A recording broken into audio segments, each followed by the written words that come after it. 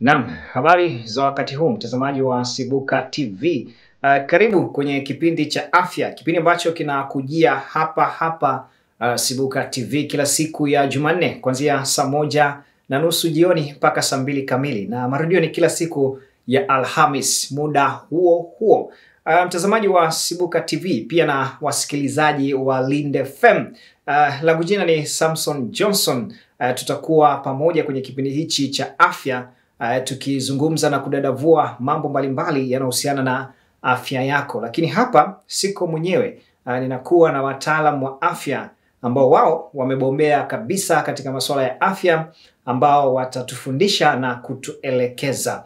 Lakini kama umekosa vipindi hivi, unaweza kuvipata kupitia YouTube ya TV Sibuka EAGT. Kwenye mitandao ya kijamii utakipata kipindi hiki, lakini pia tunapatikana kwenye mitandao mingine ya kijamii kama vile Instagram pamoja na Facebook kama TV Sibuka EAGT. Bila kupoteza muda, nimekuambia siko mwenyewe, niko na mgeni wangu ambaye yeye ni mtaalamu mkunga wa masuala ya kina mama. Karibu sana katika ofisi zetu. Asante sana. Basi kwa faida ya mtazamaji, tukupe nafasi ujitambulishe ili waweze kukufahamu zaidi. Karibu. Asante. Kwa majina naitwa Anita Francis Mganga. Kitaalamu mimi ni mkunga mtaalamu, kocha wa wanawake baada ya kujifungua, na ni mtaalamu wa unyonyeshaji wa maziwa ya mama kikamilifu katika miezi 6 ya mwanzo. Karibu sana. Asante sana. Mtazamaji wa Sibuka TV, mtaalamu tumekuwa naye kwenye masomo mbalimbali yanayohusu watoto, kina mama pamoja na swala zima la unyonyeshaji. Namba zake za simu zinapita katika runinga yako hiyo hapo. Kwa ajili ya maswali, maoni na ushauri unaweza kupiga kwenye namba hiyo, lakini pia kumtumia ujumbe mfupi ukiwa na maswali mahali hujaelewa zaidi, ili uweze kuelezewa zaidi katika kipindi ambacho kinafuatia mara baada ya kipindi hiki. Leo mada yetu kubwa, tutazungumza majukumu ya baba wakati wa unyonyeshaji. Majukumu ya baba katika zoezi la unyonyeshaji. Tunafahamu pia kina baba kwa namna moja ama nyingine wanahusika pia kama wazazi wenza, hasa pale kina mama wanapojifungua. Sasa leo tuko na mkunga ambaye atatusaidia kwa faida ya watazamaji wetu kutuelezea tunaposema majukumu ya kina baba katika zoezi la unyonyeshaji. Kwanza kwa dhana hiyo tunataka kusema nini? Asante kwa swali zuri. Tumezoea kuona kwamba mama akishajifungua mama ndio anayenyonyesha, na ni ukweli kabisa kwamba mama ana jukumu la kunyonyesha mtoto. Lakini ili kufanikisha ule unyonyeshaji wa maziwa ya mama uende vizuri na mama azalishe maziwa ya kutosha, mtoto aweze kukua vizuri, upo umuhimu mkubwa sana wa baba kushiriki kikamilifu katika hii safari, na hii itasaidia sasa kumfanya mama awe na uwezo wa kutosha kuweza kufanikisha unyonyeshaji. Kwa hiyo somo hili ni la muhimu sana, na natamani wakina baba waweze kuelewa na waweze kuchukua hatua katika kuwasaidia wenzi wao kwa faida ya mtoto wao. Na tumejifunza hapo masomo yaliyopita kwamba maziwa ya mama yana umuhimu mkubwa sana katika kumfanya mtoto akue vizuri kimwili na kiakili. Kwa hiyo baba akishiriki kikamilifu anakuwa na mchango mzuri katika kufanya wawe na mtoto mwenye afya bora ya mwili na akili. Asante sana. Mkunga. Ndio. Kwa faida sasa ya kina baba ambao wanatutazama sasa hivi, ni maandalizi gani ambayo kina baba wanapaswa kuweza kujiandaa nayo wakati pale watoto wameweza kuzaliwa katika zoezi la unyonyeshaji na malezi, ili kwa ajili ya kuweza kuhusika namna moja ama nyingine kwenye unyonyeshaji wa kina mama kwa watoto? Asante. Mara nyingi wakina baba tunawashauri kwamba wawe sehemu ya kuweza kumsaidia mama kihisia na kisaikolojia. Fahamu kwamba tendo la kunyonyesha linaambatana na changamoto mbalimbali ambazo wakati mwingine mama anazipitia na anakosa msaada pale nyumbani. Kwa hiyo baba anapaswa kumuelewa mama na kumtia moyo kwamba kwa sababu ya mtoto wetu, hebu vumilia au tutafute msaada kwa pamoja. Hiyo inamsaidia mama kuona kwamba baba amechukua jukumu na kufanya nila kwake, na mama anajisikia vizuri kisaikolojia. Kumbuka kwamba tumejifunza mama asipokuwa sawa kisaikolojia, hata uzalishaji wake wa maziwa unakuwa hafifu. Kwa hiyo baba anao jukumu kubwa sana la kumweka mama sawa kihisia na kisaikolojia. Lakini pia ni muhimu sana baba kumsaidia mama katika majukumu ya nyumbani. Mama anapojifungua anapitia kipindi cha kuchoka, anakuwa na mabadiliko ya hormone ndani ya mwili wake. Mama pia anakuwa na mabadiliko yale ambayo yanaambatana na malezi ya mtoto. Anakuwa ni mtu ambaye hayupo sawa 100%. Kwa hiyo baba ni muhimu kumsaidia yale majukumu ya familia, hata ikiwezekana kufua nguo za mtoto, mama apate muda wa kutosha kupumzika, lakini pia kuhakikisha kwamba anaweza kumpikia mama chakula ili mama aweze kupata mlo vizuri. Lakini majukumu yake mengine baba ni kuhakikisha kwamba mahitaji muhimu ya chakula yanapatikana nyumbani ili mama aweze kupata chakula bora, na hatimaye matokeo yake yawe katika kupona mwili wa mama vizuri na kuzalisha maziwa yake vizuri. Lakini baba ni muhimu sana kuweza kuambatana na mwenzi wake katika kliniki ya watoto ili kuweza kupata elimu kwa pamoja na kuelewa zile changamoto ambazo mtoto akizionyesha anahitaji msaada wa haraka. Kwa hiyo baba atakapofanya mambo haya inamsaidia pia kumweka mama sawa, na baba anajenga pia mahusiano mazuri na mtoto wake. Lakini sio hivyo tu, baba anaposhiriki anajifunza hata zile mbinu za unyonyeshaji. Tumejifunza kwamba mama ni muhimu amweke mtoto vizuri, tumbo kwa tumbo, ule mzunguko mweusi unaozunguka chuchu uzame kwenye kinywa cha mtoto. Kwa hiyo baba akielewa, inakuwa rahisi kumuelekeza na kumsaidia mama kule nyumbani endapo mama anakutana na changamoto. Lakini pia baba anaposhiriki kikamilifu inamsaidia kumweka mama salama na wanafamilia wengine. Nasema hivi kwa maana gani? Kuna baadhi ya watu unakuta mama ameelewa vizuri kwamba napaswa kunyonyesha miezi 6 bila kumpa mtoto wangu kitu chochote, bila kumpa maji, lakini wale wanafamilia wanaleta shinikizo kwamba mpatie uji. Mbona wewe ulipewa uji? Mbona mume wako alipewa maji akiwa na miezi 2? Kwa hiyo baba anapoelewa vizuri, anasaidia kumkingia mama kifua ili asionekane mama kwamba huyu anajifanya mjuaji. Kwa hiyo baba ana nafasi kubwa sana ya kuhakikisha safari ya malezi ya mama haina msongo wa mawazo na anafanikiwa kunyonyesha kwa usahihi. Haya ni baadhi ya mambo muhimu ambayo baba anaweza kuyafanya na kuhakikisha kwamba pale nyumbani safari nzima ya malezi na unyonyeshaji wa mtoto yanakwenda vizuri. Asante daktari. Mkunga, umetuelezea vizuri. Napenda niweze kufahamu kwa faida sasa. Tunafahamu kwamba kina baba wana tabia zao za kawaida ya kila siku ambazo wamezoea kuishi nazo kabla ya mtoto hajazaliwa. Sasa kama wataalamu wa afya, tunapozungumzia jukumu la baba katika swala zima la unyonyeshaji wa mtoto, nadhani kwa kutusaidia sasa watazamaji wetu kina baba, kuna tabia gani ambazo wataalamu wa afya mnashauri baba anaweza kaziacha, ama ni tabia gani ambazo hazistahili baba kuwa nazo karibu na mama ambaye ananyonyesha? Asante kwa swali zuri. Wakina baba ni kama wanadamu wengine pia wanaweza kushindwa kuelewana na mama kipindi cha unyonyeshaji. Na vipo vitu ambavyo vinaweza kufanya safari ya unyonyeshaji ikawa ni ngumu. Hasa baba ambaye anapenda kuchelewa sana kurudi nyumbani.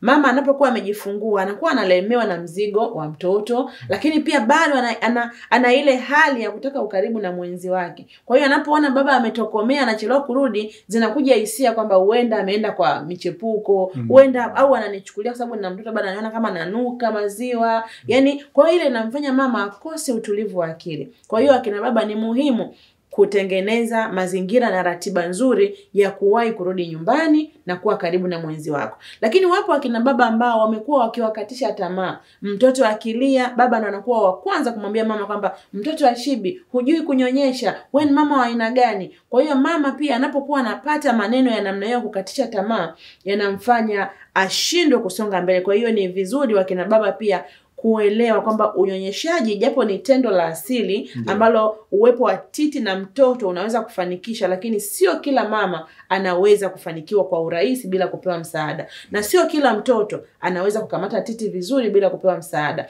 Kwa baba akielewa mabadiliko haya itamsaidia kuwa na uvumilivu na kuweza kumsaidia mama. Lakini pia si vyema sana baba kuwa na tabia za ulevi. Huenda mama naye alikuwa ni mnywaji wa pombe, lakini baba sasa kawa anaendeleza zile lifestyle za unywaji pale nyumbani, inafanya pia kumuingiza mama katika tamaa. Mama naye anaweza akanywa, kitu ambacho kina athari za moja kwa moja katika maziwa ya mtoto na kinaenda kumuathiri mtoto hata katika hatua zake za ukuaji. Kwa hiyo nafasi ya baba ni kuhakikisha kama mama anakuwa salama kipindi chote cha kunyonyesha, bila kumletea vishawishi, bila kumsababishia msongo wa mawazo, na bila kumfanya achoke kupita kawaida. Unakuta baba anarudi nyumbani, labda mama na mtoto mdogo, baba ametoka kazini, anaanza kulalamika, mbona hakuna chakula, mbona nyumba chafu. Kwa hiyo pia anapaswa kuelewa kwamba kipindi hiki mama ana mzigo mkubwa kisaikolojia na kimajukumu kwa ajili ya mtoto. Na wamama wengi baada ya kujifungua, akili zao zinawaza zaidi kuhusu yule mtoto. Yaani mambo mengine anaweza akajisahau, lakini akili yake kubwa mama inawaza kuhusu mtoto aliyenaye kwa wakati huo, na jinsi ambavyo wakati mwingine mtoto anasumbua usiku, mama naye mchana anataka kulala. Kwa hiyo akina baba ni muhimu sana kuelewa na kuweza kukubali kuchukuliana na hali na mabadiliko ambayo mama anayapitia. Asante sana. Tukibaki hapo kuna faida gani za baba moja kwa moja anapohusika katika zoezi zima la unyonyeshaji kwa mtoto, ama anapokuwa moja kati ya partnership wanasema ushiriki wa baba katika zoezi la unyonyeshaji kwa mtoto, una faida gani? Asante. Faida kubwa ambayo baba anaweza kuipata, kwanza ni kutengeneza ile bond, mahusiano mazuri na mtoto wake, ambayo yanakuwa ni mahusiano ya kudumu kwa miaka mpaka mtoto anapokuja kuwa mtu mzima. Anaelewa kwamba baba alikuwa ni sehemu muhimu kwangu tangu nikiwa mdogo. Lakini faida nyingine ambayo baba anaipata ni kuelewa pia hata katika hatua za ukuaji wa watoto na yale mabadiliko, na kuweza kuimarisha mahusiano yake yeye na mwenzi wake. Kipindi cha ujauzito na kunyonyesha ni kipindi ambapo mwanamke anamsoma mwenzi wake na upendo wake kwake na mtoto aliyenaye. Kwa hiyo faida ambayo baba anaipata ni kumuaminisha mwenzi wake kwamba kumbe yeye ni sehemu muhimu ya familia. Lakini pia baba inaweza kumsaidia kumpunguzia ile hali ya kumshawishi na kumlazimisha mwenzi wake azae mara kwa mara. Kuna wale wakina baba kwamba kwa sababu haelewi uzito na mzigo wa kuwa mama, uzito na mzigo wa kunyonyesha, anakuwa ni mwepesi kulazimisha kwamba mwaka mtoto, mwaka mimba, mwaka mtoto. Lakini baba akishiriki vizuri kikamilifu, akaona zile harakati na mchaka wa malezi, porokushani, inamfanya pia na yeye kujenga huruma na mke wake, na kuweza kuwa mstari wa mbele katika kuhakikisha kwamba wanakuwa na muda wa kutosha kabla hawajapata mtoto mwingine, ili mama asiwe na mzigo mkubwa wa majukumu katika malezi. Ndio. Asante sana. Sasa kama nyie vituo vya afya, wataalamu wa afya, wakunga, ni kwa namna gani mnapata nafasi nzuri ya kuweza kuwashauri kina baba? Asante kwa swali zuri. Mara nyingi tunatumia mbinu ya kuwahimiza wakina mama wanapokuja kliniki ya ujauzito waweze kufika pamoja na wenzi wao. Na katika masomo ambayo pia ya muhimu kufundishwa kipindi cha ujauzito ni ikiwemo somo la unyonyeshaji, lakini pia ushiriki wa baba hata katika wakati wa kujifungua na malezi. Kwa hiyo kila fursa inapopatikana ya baba kushiriki katika huduma za afya ya uzazi, tunapata nafasi ya kuzungumza naye. Tukibaki kwenye hilo la kliniki, ndio imekuwa ni changamoto kubwa sana nadhani kwa kina baba kuweza kuhudhuria kliniki. Kwa nini? Ni changamoto, lakini kwa sasa tunazidi kuhimiza na mwitikio unaanza kuimarika, na hata akina baba wanashawishika sana kuweza kwenda na wenzi wao kliniki. Lakini changamoto kubwa ambayo mimi binafsi ninaiona, wakati fulani watu wa huduma tunaweza kuwa ni chanzo, kwa sababu baba anapofika kliniki, baadhi ya watu wa huduma wanakuta ana bezi zaidi kuongea tu na yule mama bila kuonyesha kama baba na yeye ni mtu muhimu. Yaani baba anajikuta yupo kliniki, lakini yale mazungumzo, yani yeye ni kama hausishwi. Kwa hiyo wakati fulani inamfanya baba kuwa mzito. Lakini tunajitahidi kwa kadiri ambavyo tunaweza kuwashirikisha wakina baba na kuwahimiza kwenda na wenzi wao vituo vya kutoa huduma za afya, ili na wao wasikie kinachofundishwa na wawe wasaidizi wazuri, kwa sababu ninaweza kumfundisha mama dalili za hatari kwa mtoto ambaye yupo katika kipindi cha kunyonya, lakini mama anaweza akasahau, sio vile atavikumbuka, lakini baba akipata kusikia inakuwa ni rahisi hata na yeye kuchukua wajibu wa kumtia moyo mama kwamba twende hospitalini akapate msaada. Nimebaki hapo kwenye kliniki kwa sababu imekuwa ni changamoto. Nijaribu kufuatilia katika takwimu mbalimbali. Kuna baadhi ya jamii zinaamini kwamba baba kwenda kliniki ni kuna kuvua ile hali ya ubaba ama ya wanaume katika jamii. Wakati mwingine unaweza ukachekwa kwa sababu mazingira ya kliniki saa nyingine yanaweza kukulazimu mbebe mtoto mgongoni. Na pia nimeona kuna baadhi wamekuwa kibeba watoto matumboni. Kuna vibebeo fulani. Sasa ile hali imekuwa ikisababisha katika jamii kumekuwa na ule mtazamo kama mwanaume anafanya vitu vibaya na mke wake, labda mwanamke amemtengeneza mwanaume. Sasa nataka unisaidie kutoa hofu kwa kina baba kwamba kiafya kwenda kliniki kuna faida hizo na sio shida, na faida zake ndio hizo. Asante. Ni kweli kuna mitazamo mingi na tunatofautiana tamaduni, lakini natamani jamii ifahamu kwamba huyu mtoto ambaye tunamuongelea hapa sio wa mama peke yake. Yaani mama alishiriki na baba kumpata huyu mtoto. Na huyu mtoto anahitaji upendo wa baba na mama. Na upendo wa baba na mama unaanzia tangu mtoto alipokuwa tumboni, yale mahusiano mazuri, zile lugha nzuri ambazo mtoto alikuwa akizisikia kwa baba na mama, zinajenga upendo wake kwa wazazi wote wawili. Na baba kumbeba mtoto sio jambo la aibu, kwa sababu si ni mtoto wake, akabebwa na nani? Na mama pia, kumbuka alibeba mimba miezi 9, hakuwahi kusaidiwa na mtu. Ulikuwa ni mzigo mzito, umemlemea, lakini alivumilia. Kwa hiyo hata anapojifungua ni nafasi baba kumsaidia mama apate naye muda wa kutosha kupumzika, lakini baba naye apate muda mzuri wa kutengeneza ule uhusiano. Fahamu kwamba watoto katika hatua zao za ukuaji wanajifunza tangu wanapokuwa tumboni. Anapozaliwa tunamuona hawezi kuongea, hawezi kujibu, lakini kisaikolojia anatengeneza picha kwamba huyu ni baba, baba ananijali. Lakini ukijiweka mbali, amejisaidia kidogo, mama yake ambadilishe nepi. Kwa hiyo mtoto naye anajenga taswira ya kwamba baba ananinyanyapaa. Ndio hili mtoto anakuwa, lakini tayari ana changamoto za kisaikolojia, akiona kwamba ndani ya familia mama ndiye anempenda, baba hampendi. Kwa hiyo hii jamii isichukulie kama ni kitu cha aibu. Baba ni muhimu kushiriki kikamilifu katika kumhudumia mtoto wako, kwa sababu huyo ni wa kwako na wa mke wako. Tusimwachie mama peke yake mzigo wa malezi tukidhani ya kwamba tunaficha aibu fulani. Asante sana mtazamaji wa Sibuka TV. Hiki ni kipindi cha afya kinakujia hapa Sibuka TV.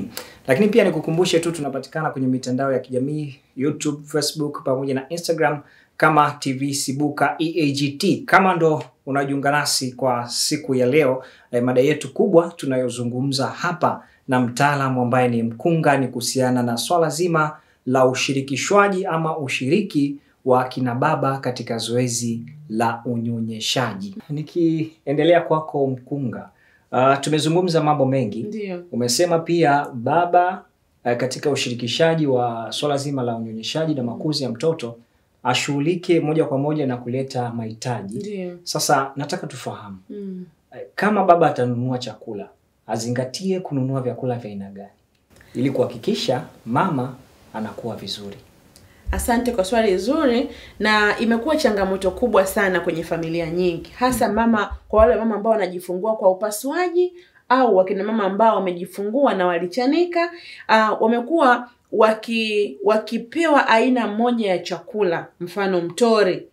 Kuna watu wanapewa tu mtori, vimiminika tu, anapewa uji. Mama hawezi kufurahia kwa kipindi chote chakula cha aina ile. Kwa hiyo baba ni muhimu pia kushiriki kikamilifu katika kuhakikisha kwamba mama anakula mlo kamili. Mahitaji ambayo anayaleta yasizingatie tu kwamba kutengeneza mtori, kutengeneza supu, lakini kile chakula ambacho familia inakula kile chakula ambacho mama alikuwa anakila kipindi cha ujauzito ndicho anachopaswa kuendelea kukila kipindi chake cha unyonyeshaji, ili kuchochea mwili wake uweze kupona, lakini pia kutengeneza maziwa yenye ubora. Kwa sababu ninaamini kila mmoja anakubaliana na mimi kwamba mama anapokuwa amejifungua, mwili wake unapata mzigo mzito wa mahitaji ya kilishe, kwa sababu yeye mwenyewe anatakiwa kujenga na kurekebisha yale vidonda ambavyo alikuwa navyo kwenye mfuko wa uzazi, lakini pia anapaswa kutengeneza maziwa ya mtoto wake ili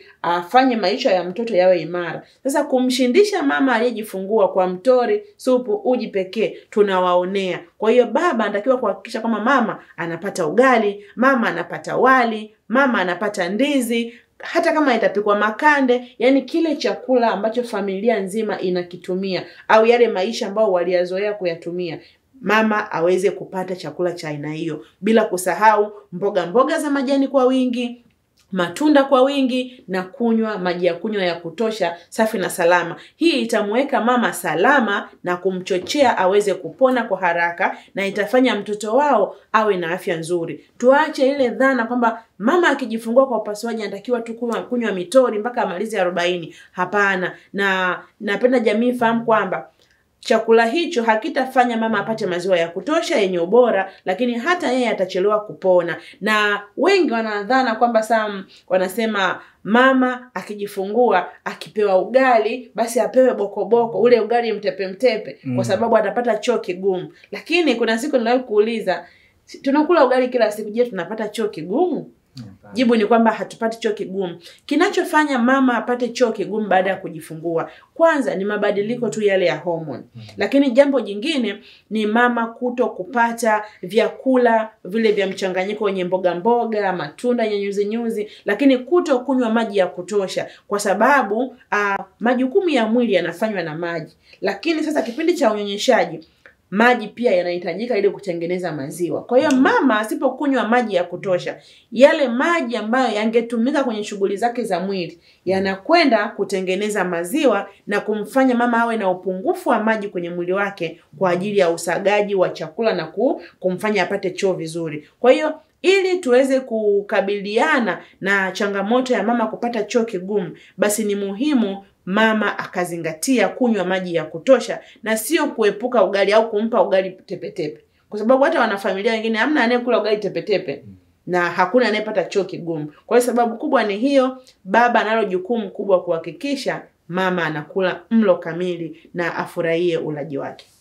Asante sana. Tukibaki hapo kwenye swala zima la ulaji. Sasa nirudi kwa upande wa mtoto. Ndio. Baba anaweza kufundishwa namna ya kufahamu mtoto wake ana njaa, ameshiba?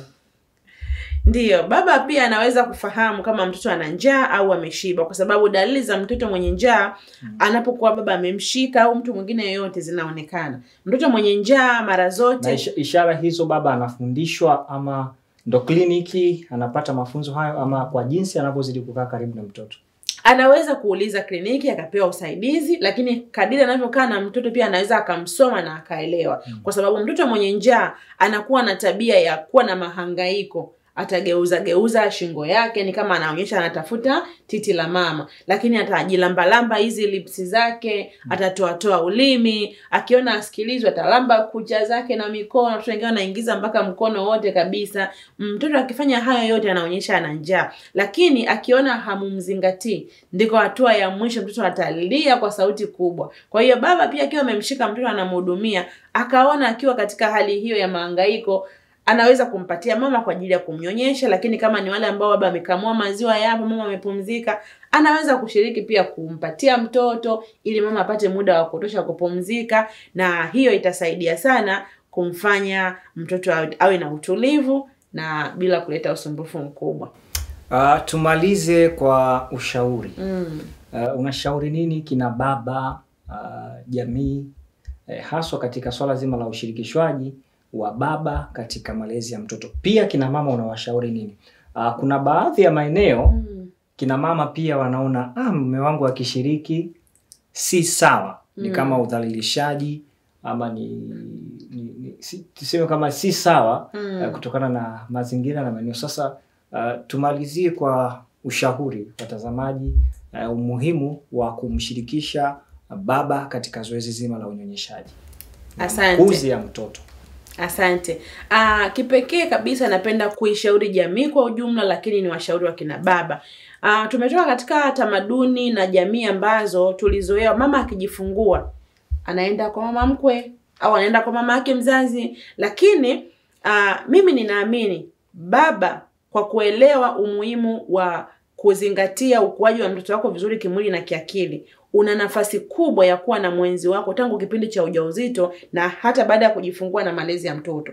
Tuache zile tamaduni ambazo sio mbaya, lakini tuache ule utaratibu ambao tumezoea kwamba mama akishajifungua basi aende kwao kwanza akale uzazi. Shiriki kikamilifu, kaa na mwenzi wako, mjifunze kwa pamoja namna nzuri ya kulea mtoto. Kumbuka huyu mtoto ni wenu. Asiende kusumbua wazazi kule kwamba usiku ameamka analia, basi mama mkwe au mama wa mke wako ndo aamke aanze kubembeleza mtoto. Hapana, huyu mtoto ni wenu, wewe na mwenzi wako. Ni muhimu kushiriki kikamilifu. Na kama majukumu yako yana changamoto ya kuwepo nyumbani muda mwingi, basi huyo msaidizi aje pale nyumbani. Kwa sababu changamoto nyingi ambazo nakutana nazo kwa wakina mama zinawatokea kwa kukosa uhuru. Yaani yupo, unajua, mfano mimi sasa tayari na mji wangu. Nikienda kwa mama yangu pale sio kwangu tena, kwa hiyo siwezi kupanga utaratibu. Kuna wakati mama anasikia njaa, lakini anafuata ratiba ya mwenye nyumba ambaye ni mama yake mzazi au mama yake mkwe. Kwa hiyo mama akiwa nyumbani kwake kuna uhuru zaidi pia wa kufanya ale kitu fulani, asile kitu fulani, labda azingatie hiki. Lakini anapokuwa nje na mji wake, kuna vikwazo vingi wakina mama wanakutana navyo, na mwisho wa siku vinawaingiza katika msongo wa mawazo. Kwa hiyo baba unayenisikiliza hapa, hakikisha unakuwa karibu na mwenzi wako, ajifungue mikononi mwako. Usiwape mzigo watu wengine. Hii itasaidia sana kuweka umoja na mshikamano katika malezi na makuzi ya mtoto wenu. Asante sana Mkunga. Mwisho wa kipindi hiki ndo maandalizi wa kipindi kijacho. Mtazamaji wa Sibuka TV, nadhani umejifunza na umepata mengi sana, namna ambavyo kina baba wanaweza kushiriki katika zoezi kubwa la malezi ya mtoto. Hatusemi tu unyonyeshaji, lakini pia kwa mtaalamu alivyoeleza tunaweza tukasema ni malezi ya mtoto kwa ujumla. Tumefika tamati kwa siku ya leo, lakini mwisho wa kipindi hiki ndio mwanzo wa kipindi kijacho. Ulikuwa nami mtangazaji wako Samson Johnson, lakini sikuwa mwenyewe, nilikuwa na mtaalamu wa afya. Yeye ni mkunga kitaaluma. Ndio. Anaitwa Anita Francis. Ukiwa na maswali, maoni, dukuduku, unaweza kutuma kwenye namba ya simu inayopita kwenye luninga yako. Unaweza kutufuatilia kwenye kingamuzi cha Azam TV, Azam Dish, channel namba 001. Unaenda kwenye kingamuzi chako, unaenda kwenye other channel, utaenda channel namba 001. Pia utatupata kwenye mitandao ya kijamii Facebook, Instagram pamoja na YouTube kama TV Sibuka EAGT.